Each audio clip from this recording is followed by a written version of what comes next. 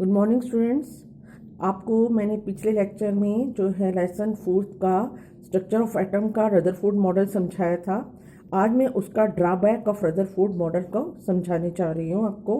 ये आपकी बुक में भी है, drawback of the Rutherford model of the atom.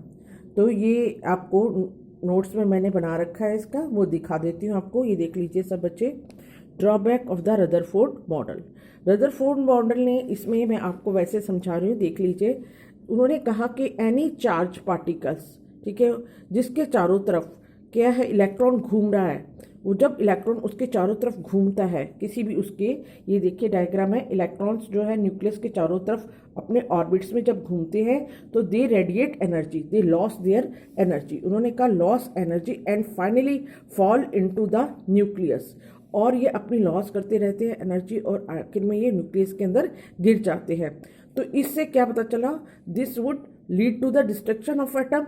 इससे पता चला कि एटम तो है वो ख़त्म ही हो जाएगा, but we know atom are stable, atom तो इज क्वाइट स्टेबल। तो एटम तो है, तो अगर ऐसे इलेक्ट्रॉन न्यूक्लियस के अंदर गिर गए तो एटम तो फिनिश ही हो जाएगा। लेकिन ये जो था ड्रॉबैक था इसका रदरफोर्ड का, ऐसा नहीं होता था। ये इन्होंने ये गलत बताया था कि ऐसे जो है इलेक्ट्रॉन्स जो है मूव ऑन करते हुए, रिवॉल्विंग करते हुए अपनी एनर्जी को रेडिएट करते हैं, लॉस करते हैं। ठीक है, दिस थिंग इज रॉन्ग। तो ड्रॉबैक था ये रदरफोर्ड का। ओके, अब मैं आपको बता रही हूँ बोर मॉडल। बोर मॉडल में क्या बताया है, इलेक्ट्रॉन्स का डिस्ट्रीब्यूशन बताया है और किस शेल्फ का क्या नाम है, और इलेक्ट्रॉन्स कैसे किस शेल्फ में कितने आते हैं, और ये सब कुछ इसके अंदर बोर मॉडल के अंदर बताया गया है। The distribution of the electrons into the different orbits of an atom was suggested by Bohr and Bury। इन्होंने सजेस्ट किया था। मेन पॉइंट्स क्या थे इस थ्योरी के, इस क्या यहाँ पे आपकी बुक में भी दिया हुआ है, वो भी दिखा देती हूँ मैं। देखिए ये Bohr a model of an atom, इनके मेन पॉइंट्स ये हैं। Only certain special orbit known as discrete orbit of electrons are allowed inside the atom. ठीक है, कुछ ही सर्टेन स्पेशल ऑर्बिट्स होते हैं, वही इलेक्ट्रॉन को अपने और एटम में घूमने को अलाउ करते हैं। ठीक है, और दूसरा, while revolving in discrete orbits the electron do not radiate energy. और जब ये डिस्क्रीट ऑर्बिट में घूम रहे होते हैं, रिवॉल्व कर रहे होते हैं ये इलेक्ट्रॉन्स, तो ये अपनी एनर्जी रेडिएट नहीं करते। ठीक है, ये किसने कहा है, बोर मॉडल ने आपको बताया है। यही पॉइंट्स जो है बेटा मैंने आपको इस नोट्स में लिखे हुए हैं। ठीक है, मैं आपको ये नोट्स दे दूंगी, जब आप उसको कॉपी में उतार लेना, सेम टू सेम जो मैं आपकी बुक में दिखाए हैं। ठीक है, दिस ऑर्बिट्स और shells are called energy levels. इन ऑर्बिट्स को, इन देखो ये जो शेल्फ होते हैं, ये वाले शेल्फ, इनको क्या कहते हैं, एनर्जी शेल्फ। ठीक है, तो आपको इतना बता दिया है अभी। अब यहाँ पे अब आ रहा है डिस्ट्रीब्यूशन। अब distribution of electron in a different orbit, different orbit में किस तरह से डिस्ट्रीब्यूशन किया है, इसमें ये दिखाया गया है। The maximum number of electrons, ठीक है, तो इसमें अब क्या कहा है, the maximum number of electron present in shelf is given by formula. उन्होंने कहा कि जो इलेक्ट्रॉन्स का हर एक ऑर्बिट में प्रेजेंट होना, हर एक ऑर्बिट में यहाँ इलेक्ट्रॉन्स प्रेजेंट होंगे, इनको एक फार्मूले के अनुसार उन्होंने फिट किया है। क्या है इस फार्मूला, 2n²। ये फार्मूला क्या है, 2n²। ये फार्मूला के अनुसार उन्होंने इसको ऑर्बिट्स में फिट किया है। पहला क्या है, पहला है द फर्स्ट ऑर्बिट। पहले ऑर्बिट को उन्होंने नाम दिया के। देखिए ये फर्स्ट ऑर्बिट है, ये न्यूक्लियस है, इसका फर्स्ट ऑर्बिट है, इसको क्या नाम दिया इन्होंने, के।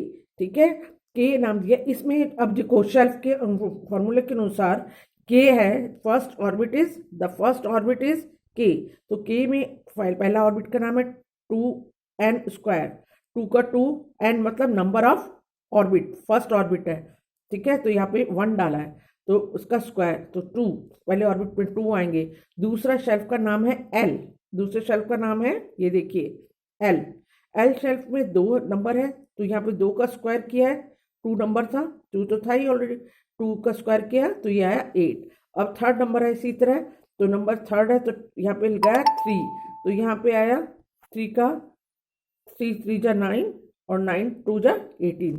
ये इस तरह से शेल्फ में ऑर्बिट्स के ये आगे के कितने इलेक्ट्रॉन्स कितने ऑर्बिट में, तो पहले ऑर्बिट में 2 आ सकते हैं, दूसरे ऑर्बिट में 8 आ सकते हैं, और तीसरे ऑर्बिट में वैसे तो 18 आ सकते हैं, लेकिन हम क्या करते हैं 8 ही डालते हैं। उन्होंने कहा दूसरा रूल ये बता रखा है, the maximum number of electrons that can be accommodate, ठीक है, in the outer most shelf is 8। Outer most shelf में सिर्फ 8 ही आते हैं। Electrons firstly filled in inner shelf, और इलेक्ट्रॉन्स पहले इनर शेल्फ में जितना उनका होता है उतने भरने चाहिए, फिर नेक्स्ट शेल्फ में जाएंगे।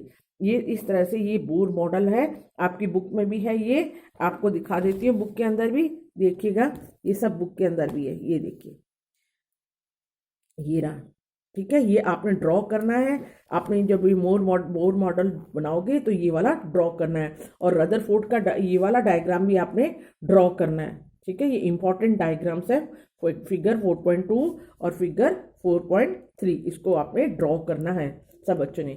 अब जो है क्या है, अब है question answers, page wise question answers मैंने आपको यहाँ पे लिख दिए हैं सारा, और इसका जो है ये इसमें क्या करना है, बोर मॉडल का आपका 4.3 जो है ये वाला फिगर जो आपको मैंने अभी दिखाया था वो ड्रॉ करना है, ठीक है। तो इतना ही आज के लिए बहुत है बेटा, तो आप ये सारा नोट डाउन कर लेना क्वेश्चन आंसर, और ये जो मैंने आपको समझाया है इसको अच्छी तरह से समझना और अंडरस्टैंड होगा। अगर नहीं होता है तो आप मेरे से पूछ सकते हो। और सबके सब बच्चे, एक बात सुन लीजिए, सबके सब बच्चे जो अपनी कॉपी मुझे चेक करवाने के लिए भेजते हैं उनके ही इंटरनल मार्क्स लगेंगे, बाकियों के नहीं लगेंगे। इसलिए सब बच्चे चेक करवाने के लिए मुझे अपने नाम और रोल नंबर के साथ भेजा करो, मैं टिक लगाती हूँ हर एक बच्चे के आगे। ये बात ध्यान से सुन लो, और सब बच्चे अपनी बुक और पेंसिल लेके जब भी मैं पढ़ाने बैठती हूँ सब बैठा करो, ठीक है। और ये जो है आपके जितने भी ये क्वेश्चन आंसर्स मैंने ये आपको भेजूंगी, ये आप नोट कर लेना, सारे पढ़ाए हुए हैं ये, ठीक है, आपको समझाए हुए हैं, देख लेना ध्यान से। Okay, have a nice day, thank you.